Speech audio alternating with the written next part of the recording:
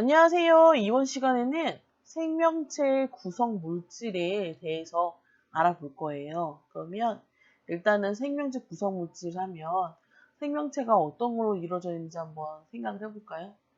생명체는 일단은 뭐로 되어 있죠? 제일 처음 얘기할 수 있는 거는 물로 되어 있다고 얘기할 수 있을 것 같아요. 또 뭐로 되어 있죠? 우리가 먹는 탄수화물, 단백질, 지방, 그리고 유전 정보를 가지고 있는 DNA, RNA 같은 핵산이 있겠죠. 그래서 이 시간은 저랑 같이 생명체 구성 물질에 대해서 알아보도록 할 거예요. 그러면 그 다음 슬라이드 볼게요. 생명체 구성 물질은 일단 탄수화물이 있을 수 있고, 단백질이 있을 수 있고, 그다음에 지방, 그다음에 물, 그다음에 무기염류, 핵산 이렇게 있어요. 그러면 일단은 과학을 좀 배웠다 싶으면 탄수화물이나 단백질, 지방은 모두 다 뭐로 이루어졌다고 얘기할 수가 있을까요? 이거는 화학식을 배우는 나이면 우리가 이 탄소, 수소, 산소는 모두 다 배웠을 거예요.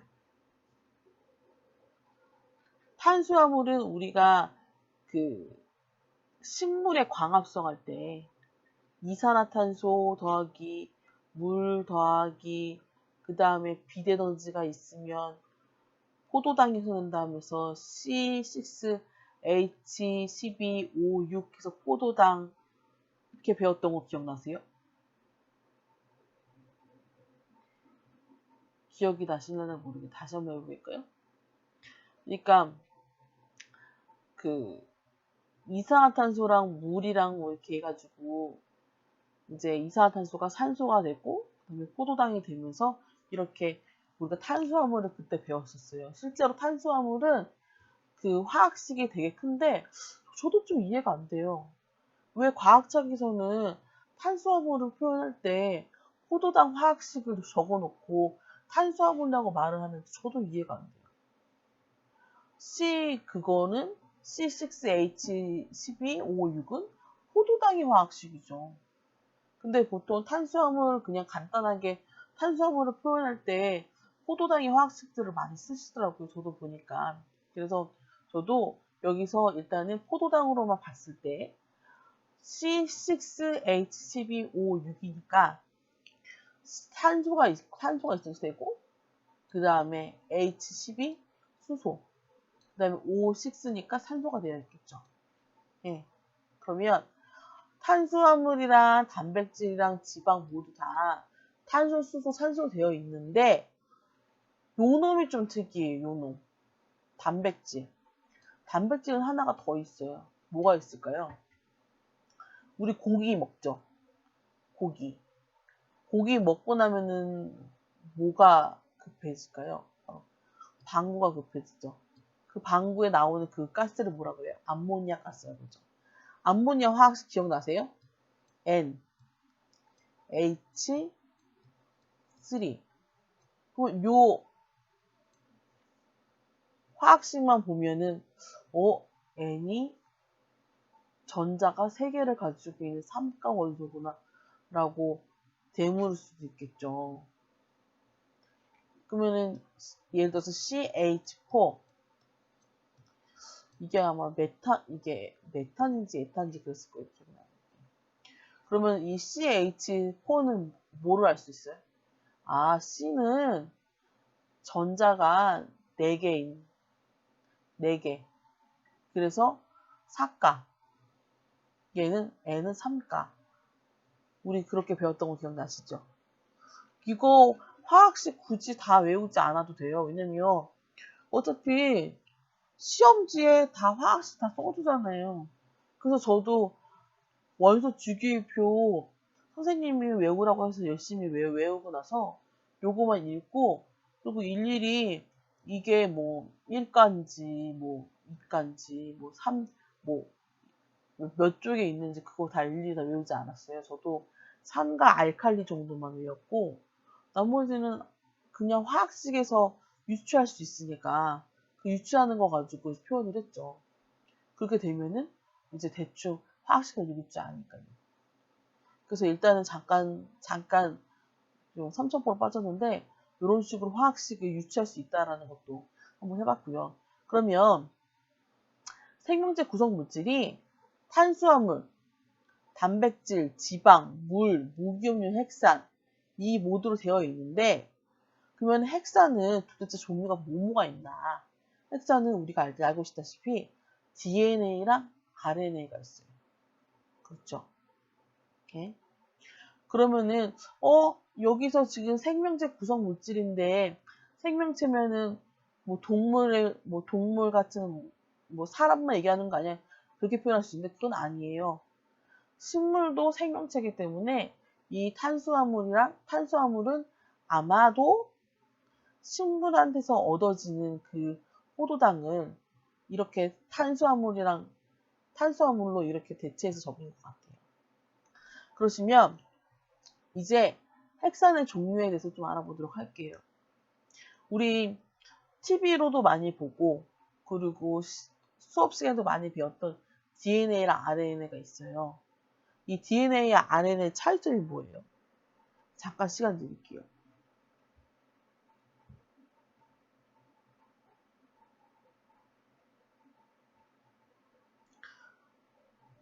이 정도면 시간 된 것 같아요. DNA랑 RNA의 차이점이 뭐가 있어요? DNA는 염기가 뭐로 되어 있죠? 아데닌, 구아닌, 시토신, 티민으로 되어 있죠. 근데 RNA는 이 티민 대신에 뭐가 있다? 우라실이 있다. 그래서 실제로 그 실험하시는 분들, 연구원들 보시면 RNA를 굳이 cDNA로 만드실 때 이 티민 넣는 거 기억나세요? 연구하시는 분들 보면은 이 RNA를 뽑아서 cDNA를 만드세요. 거기에서 그 넣는 과정에 이 티민을 넣어주세요. 그래서 이 티민이 달라붙게 하기 위해서 그 PCR 기계로 온도 돌려가면서 결국에는 그 RNA는 우리 몸에서 그 단백질이나 그 외에 뭐 효소 같은 그 원래 그 물질로 표현될 수 있는 그 유전 정보를 전부 다 RNA가 표현을 하고 있는 거잖아요. 조금 어렵게 설명할 수도 있기 때문에 다시 설명해 줄게요. 이게 전체 DNA예요.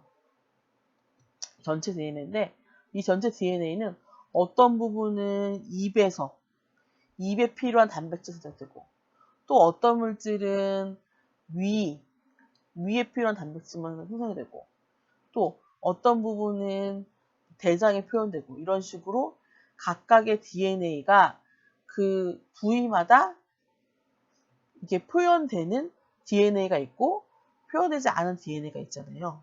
그래서 만약에 입속에 필요한 DNA가 여기서도 여기까지면 이 부분이 RNA로 표현되잖아요.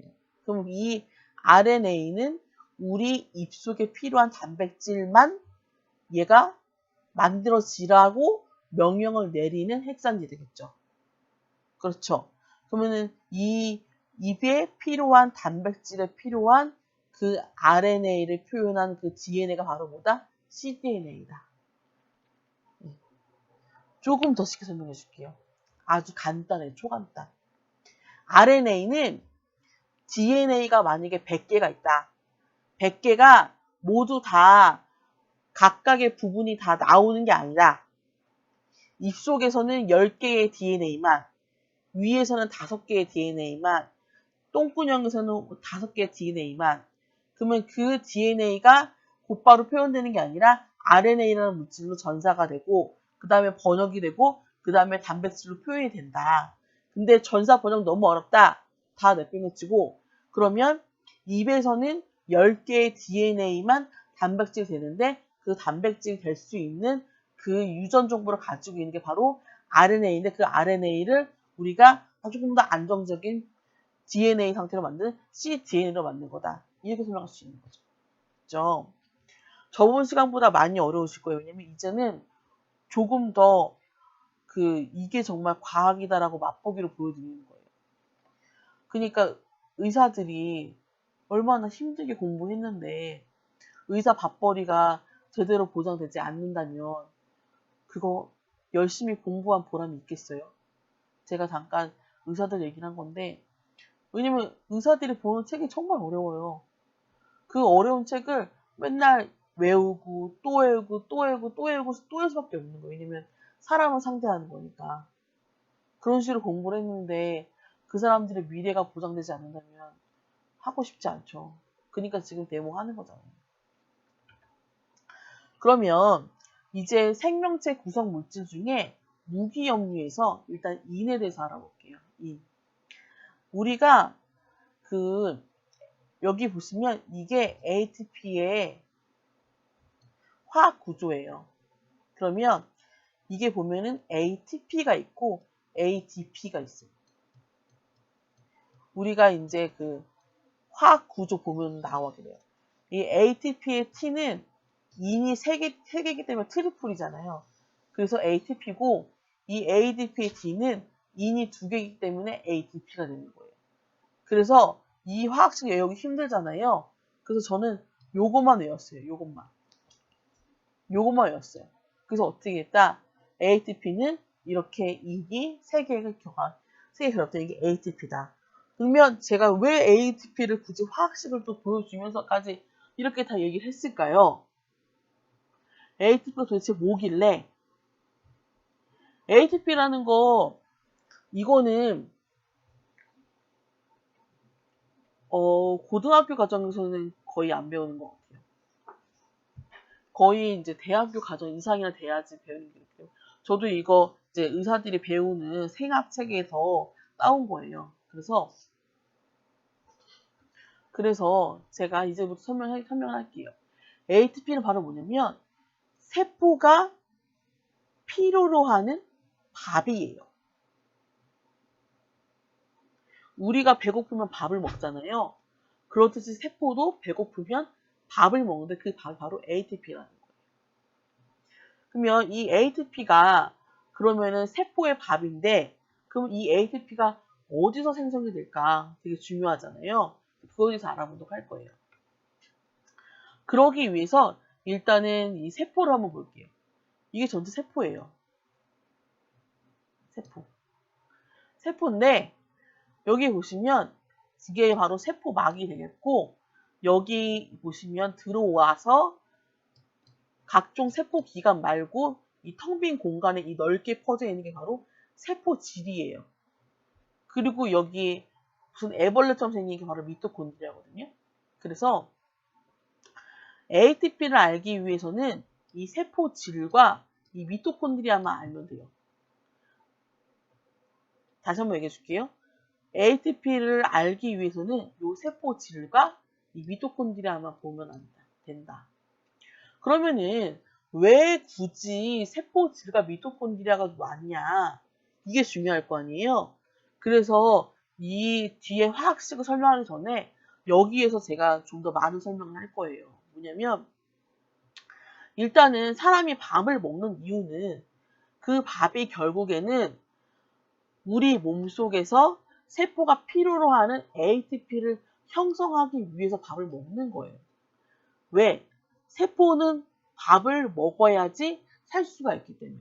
그럼 그 세포의 밥은 바로 뭐다? ATP다. 그러면 왜 굳이 탄수화물이 가장 작은 포도당으로 쪼개지고, 예? 그 다음에 왜 굳이 지방이 지방산으로 쪼개지고, 그리고 왜 단백질이 가장 작은 아미노산으로 쪼개지냐? 왜 그러냐 도대체? 그냥 밥을 먹고 그냥 그 밥이 그냥 결국에는 그냥 다 나가도 상관이 없는데 그런 거 아니냐 그러는데 전혀 그렇지 않아요. 그러면 탄수화물로만 예를 들어줄게요. 탄수화물로만. 이 세포질과 미토콘드리아가 에너지를 형성하기 위해서 세포 밖으로부터 반드시 어떤 상태? 포도당 상태. 포도당 상태가 돼야지만 세포질에서 에너지도 형성되고 미토콘드리아에도 에너지를 형성한다. 그러기 때문에 우리가 밥을 먹으면 반드시 잘게 쪼개져서 포도당으로 되어야 되기 때문에 포도당으로 이게 우리가 먹은 게 쪼개지는 거다. 그쵸? 다시 한번 얘기해 줄게요. 이거 쉽게. 우리가 탄수화물도 먹고 우리가 단백질도 먹고 우리가 지방도 먹어요. 근데 이게 이 가장 작은 단위인 포도당, 아미노산, 지방산으로 쪼개지는 이유는 왜 쪼개지냐면 이 세포막을 뚫고 들어가서 에너지를 형성시키는 세포질과 미토콘드리아가 가장 작은 단위의 그 소스가 있어야지만 에너지를 생성할 수 있기 때문에 그렇다. 됐죠? 그러면 왜 세포질은 갑자기 왜 나와서 에너지를 형성된다고 얘기를 하냐? 여기서도 또 문제가 또 생긴다는 거 뭐냐? 이 세포질은 포도당 상태로 들어온 거 ATP 형성할 수 있어요. 제가 알기로는 4개 정도 ATP 형성한다고 배웠거든요. 예전에는 제가 이것도 일일이 다 외웠는데 지금은 이제 기억에 남는 게 이제 ATP가 어디서 형성되고 그 다음에 그게 어떻게 이용되는지 그 정도만 기억에 남더라고요. 그래서 아마 생화학을 배우시는 분들은 일일이 다 그 회로도 외우시고 다 외우시게 될 거예요. 그러시면 왜 미토콘드리아가 세포질로부터 왜 미토콘드리아는 세포질이랑 무슨 상관이 있길래 이렇게 있냐 물어볼 수 있죠. 세포막으로부터 뚫고 들어온 포도당이 세포질에서 에너지가 형성되면서 피부루산을 생성되는 과정을 해당 과정이라고 불러요. 해당 과정. 그러면 왜 세포질에서 해당 과정이 이루어지냐? 그게 궁금하잖아요. 그 이유는 바로 미토콘드리아 때문이에요. 미토콘드리아는 반드시 피부루산이 아니면 받지를 않아요. 그래서 탄수화물, 단백질, 지방이 소화 기관을 지나서 소화가 되면서 포도당, 아미노산, 지방산이 되는데 얘네들이 다 이 세포질에서 피부루산으로 되어 있는 것만 미토콘드리아에 들어갈 수가 있다는 거예요. 이해가 됐죠? 그러면 미토콘드리아에서 에너지가 형성되는 과정이 바로 우리가 그 회로를 TCA 회로라고 배워요. 그래서 그 TCA 회로로 이제 인이 들어가고 나오고 하면서 에너지가 형성이 되거든요. 그때 또 인이 또 들어가기 때문에 이 인이란 물질은 정말 기가 막히게 아주 중요한 녀석이에요. 그래서 이 피부루산이 미토콘드리아에 들어가면 여기 좀 많이 쳐주세요. 여기 볼게요. 여기서 세포질에서 만들어진 피부루산이 미토콘드리아로 들어가면 여기서 또 에너지를 형성돼서 그 형성된 에너지를 가지고 이 세포가 활동을 할 수 있더라. 됐죠? 세포의 구조에 대해서는 나중에 시간이 되면 좀 더 자세히 살펴보도록 할게요. 그래서 세포의 구조에서 우리가 지금 제가 ATP에 대해서 알아보도록 한다고 했잖아요. 그래서 ATP를 알아보기 위해서 꼭 살펴봤거든요. 해당 과정. 아까 해당 과정은 어디서 이루어지는 거라고 했죠? 세포질. 왜? 왜 해당 과정이 왜 이루어져? 들어온 포도당을 그대로 미토콘드리아가 쓸 수 있다, 없다? 없다. 그래서 해당 과정을 거쳐서 포도당을 피부루산으로 쪼개는 거예요. 됐죠? 그렇다면 해당 과정은 어디서 일어날까요? 세포 질에서 일어나는 거죠. 그러면 피부르산은 뭘까요? 아직 미토콘드리아 가기 전에 하나의 산물인데 얘가 결국에는 미토콘드리아에 들어가서 에너지를 형성되겠죠. 그러면 그 다음 질문. ATP는 어디서 만들어지는 걸까요? 해당 과정에서도 만들어지고, 그러니까 세포 질에서도 만들어지고, 그 다음에 미토콘드리아에서도 만들어지는 거다. 그러면 TCAL은 바로 뭐다? 미토콘드리아에서 에너지를 만들 때 이 쓰이는 각각의 과정을 적어놓은 게 바로 TCAL이라는 거예요. 이해가 됐죠? 그러시면 제가 이제 그 해당 과정에 대해서 일단 알아볼게요. 이거 보면 키나제 같은 거랑 뭐 포스포, 뭐 글루코, 포스포, 글루코즈, 뭐 아이소메라제 이런 거 다 나중에 그 생학 시간 때 좀 더 자세히 알아보시고 제가 알리고 싶은 건 이거예요. 뭐냐면 포도당 상태, 그러니까 글루코즈가 세포 질에 해당 과정을 거쳐서 피부르산이 되더라. 됐죠? 예? 이거만 알면 돼요. 거기서 보시면 여기에서 글루코즈가 보시면 들어오면 맨 처음에 ATP가 ADP가 돼요. 그러면은 인산 하나 빠진 거죠. 그 인산이 여기 달라붙은 거예요. 됐죠? 예. 그 다음에 여기 보시면 여기도 똑같이 ATP가 인이 빠지면서 또 인이 하나 또 달라붙었어요. 그리고 또 NADPH라는 녀석이 원래 NAD 플러스에서 NADH가 된 거잖아요. 그래서 어떻게 해요? H, 수소가 달라붙은 거죠. 이런 과정을 나중에 이제 대학교 들어가면 배우게 돼요. 그래서 우리가 알려고 하는 건 뭐만 알면 된다. 포도당이 해당 과정을 거쳐서 피부르산이 되더라. 됐죠?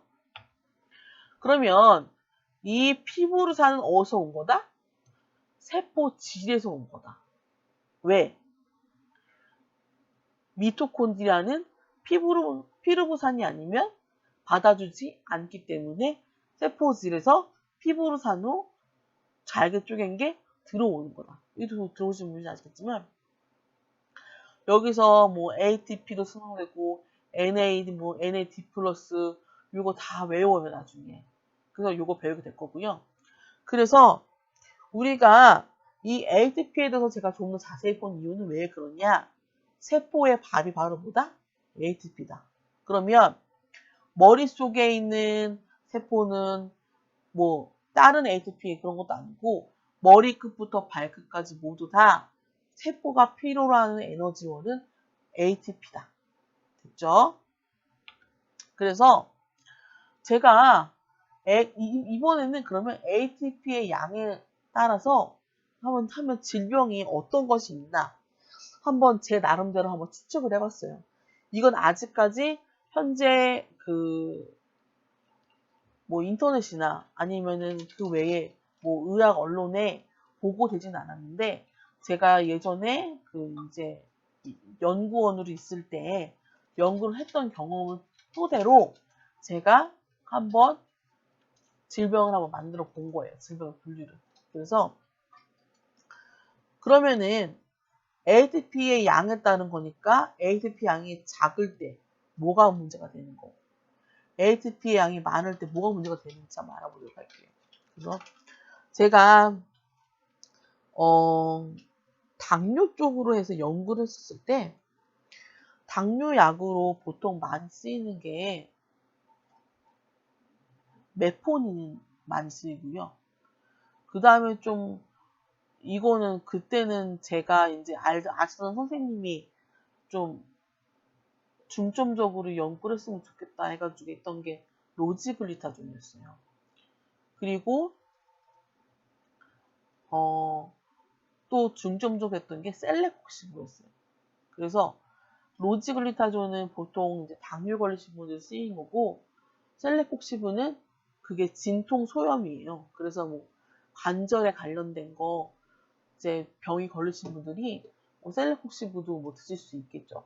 그래서 그렇게 쓰이는 약인데 제가 그때 이제 동물 실험을 했었을 때 이제 당뇨 걸린 쥐에 로즈그리타존을 먹인 경우도 있었고 셀레콕시브를 먹인 경우가 있었어요. 근데 일단은 처음 시작해보는 거니까 한번 가설로 한번 세워보고 해보자 했는데 되게 독특한 되게 결과를 얻었어요. 무슨 결과였냐? 로즈글리타존을 먹으면 체중이 증가되거든요. 근데 되게 독특한 게 로즈글리타존이랑 셀레콕시브 먹은 쥐들의 미토콘드리아가 더 증가가 되어 있거나 아니면 이 미토콘드리아 이 꾸불꾸불한 정도가 정말 명확하게 보이는 거예요. 그래서 그러면은 그 꾸불꾸불한 정도가 명확하게 안 보이거나 또는 미토콘드리아가 없다면 ATP의 양이 많을까요? 적을까요? 적겠죠. 그만큼 있는 미토콘드리아도 꾸불꾸불한 그 정도가 제대로 되어 있지 않기 때문에 그 제대로 된 ATP 형성될 수 없겠죠. 그래서 그런 질병이 대표적으로 당뇨가 있고 그 다음에 관절염이 있어요. 그 다음에 갑상선 기능 저하증이랑 갑상선 기능 항진증을 볼게요. 갑상선 기능 저하증은 말 그대로 갑상선 기능이 저하된 거예요. 그러면은 갑상선 기능이 왜 저하가 됐겠어요? 그 세포가 원래 정상적인 반응할 때에 비해서 적어졌다는 거죠. 그러면은 그만큼 그 세포가 ATP 양도 더 적게 썼기 때문에 그 세포의 기능이 떨어질 수도 있겠다 싶은 거죠. 그러면 반대로 ATP 양이 많은 경우 이것도 말 그대로 해석하면 돼요. 갑상선 기능이 너무 이제 활발한 거예요. 그러면 이 기능이 활발하다는 건 그만큼 에너지가 너무나 많기 때문에 활발한 게 되겠죠.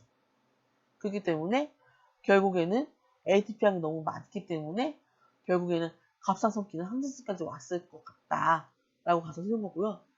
암은 제가 왜 암을 넣냐면 암이 주로 에너지원으로 쓰이는 게 제가 알기로는 포도당으로 알고 있어요. 근데 암을 연구하시는 모든 분들이 포도당을 생각하시면서 포도당이다 이코르 ATP로 생각하시는 분들은 아무도 없었어요. 제가 여태까지 여러 병원에 있으면서 느꼈는데 암이 곧 포도당 그 포도당이 결국은 에너지원 ATP요. 그러니까 ATP다. 이걸 말하시는 분 전혀 없더라고요. 그래서 저는 ATP가 암일 때는 암은 주로 에너지원이 포도당이기 때문에 이 암의 경우 암은 ATP양이 많이 형성돼가지고 결국에는 그게 암세포가 너무나 많이 들어서 정상세포를 이제 막는 기능을 하는구나 라고 생각을 한 거죠. 자, 그러면 제가 이번에 갑상선에 대해서 한번 살짝 볼게요. 저는 주로 저한테 갑상선에 대해서 물어보면 저는 한마디로 뭐로 표현하면요. 각자 집에 온도 있죠? 온도 측정하시죠? 아니면은 뭐 온도계 있으시죠? 그러면 우리 몸에도 온도계가 있을까요? 없을까요? 저는 그렇게 되물어요. 그래서 갑상선 기능이 제대로 작동이 안 되시면 우리 몸이 추웠다 더웠다 하시잖아요. 그러시면은 정상이면은 그 추웠다 더웠다 하시겠어요? 결국에는 갑상선은 우리 몸의 온도계죠. 저는 그렇게 우스갯소리를 하거든요. 그래서 일단은 요거에 대해서 간단히 좀 표현했고요. 그래서 저는 이번 그 PPT는 ATP에 중점을 뒀어요. 그래서 ATP의 뭐 양, ATP 기능에 따라 어떻게 되느냐, 그거를 저는 중점적으로 얘기를 하려고 하고요. 그 다음에는 이제 칼륨인데, 이 칼륨은 그 주로 저번 시간에 얘기했듯이 신경계의 칼슘 채널, 나트륨 채널, 그때 그게 중요하시고요. 여기서 알아볼 거는 하나만 아시면 돼요. 정상일 때는 문제가 되지 않아요. 근데 그 심장에 문제가 되시는 분들은 칼슘 배설에 많이 장애가 있으시기 때문에 칼륨을 많이 드시면 안 된다. 그것만 아시면 되시는 거고요. 그래서 여기서 보시면 이 신장에도 정맥이 들어가고 그러니까 동맥이 들어가고 정맥이 들어오고 뭐 정맥이 들어오고 뭐 동맥이 나오고 이거는 중요하지 않아요. 뭐냐면 이 신장 주변을 떠도는 혈관에서 보먼주머니를 거쳐서 한번 걸러지고 세뇨관으로 통해서 한번 걸러지고 또는 재흡수돼서 결국에는 우리 몸에 필요한 영양분들을 결국에는 조절하더라. 또는 수분을 조절하더라. 또는 체내의 pH 조절할 수 있겠죠. 무기염 조절하니까. 그 조절하다 그것만 아시면 돼요. 그래서 이 그림을 보여준 거는 이런 식으로 신장에도 여러 혈관들이 얽히고 설켜있고 있다는 그거를 보여주기 위해서 한 거고요. 그 다음 PPT 보시면 이거 보시면 실제로 의대생들은 이거 다 외우거든요. 근데 이거 솔직히 다 기억 안 남아요. 그래서 기억에 남는 건 전 하나만 남더라고요. 뭐냐면 보먼 주머니에서 여과 과정은 덩어리가 큰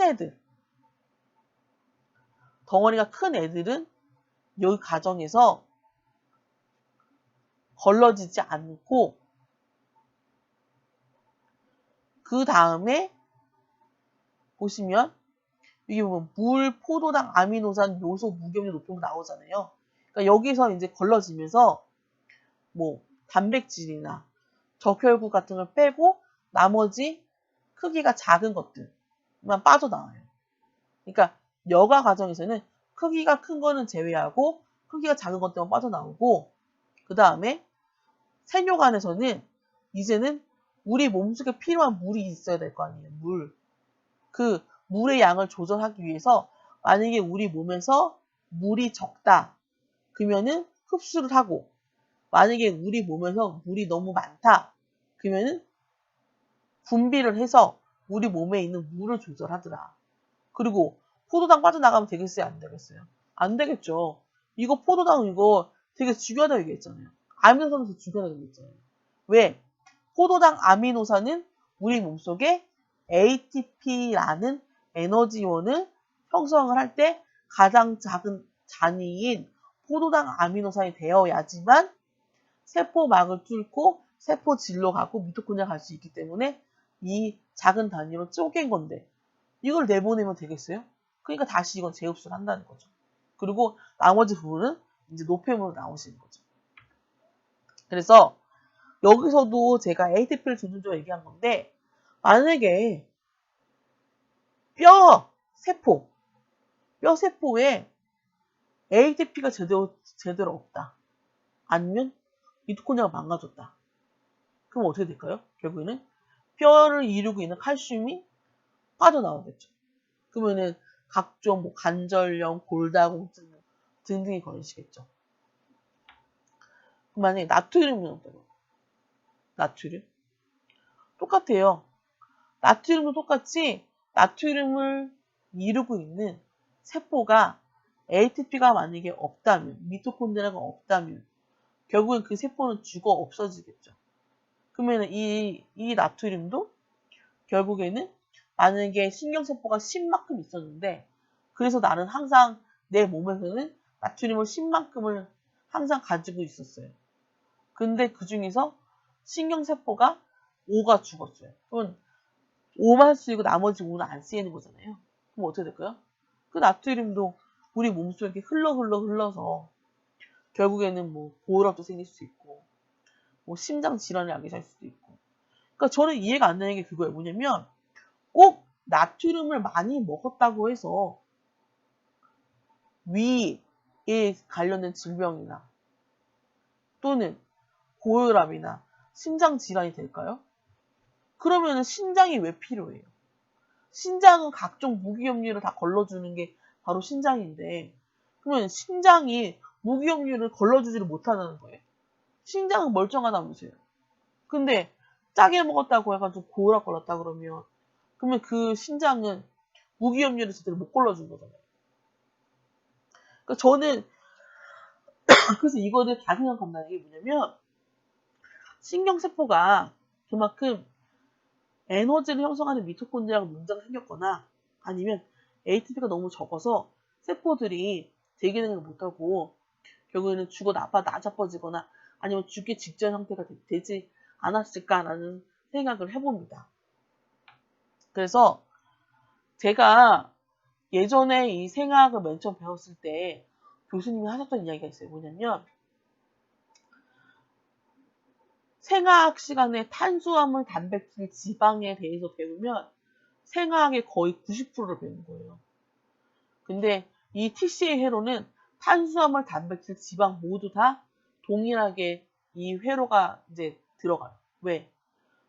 탄수화물, 단백질, 지방 모두 다 결국에는 가장 작은 산물인 포도당, 아미노산, 지방산이 돼서 결국에는 세포로 들어가고 미토콘드리아 들어가서 ATP를 형성되기 때문에 어쩔 수 없이 TCA 회로를 계속 배우게 돼요.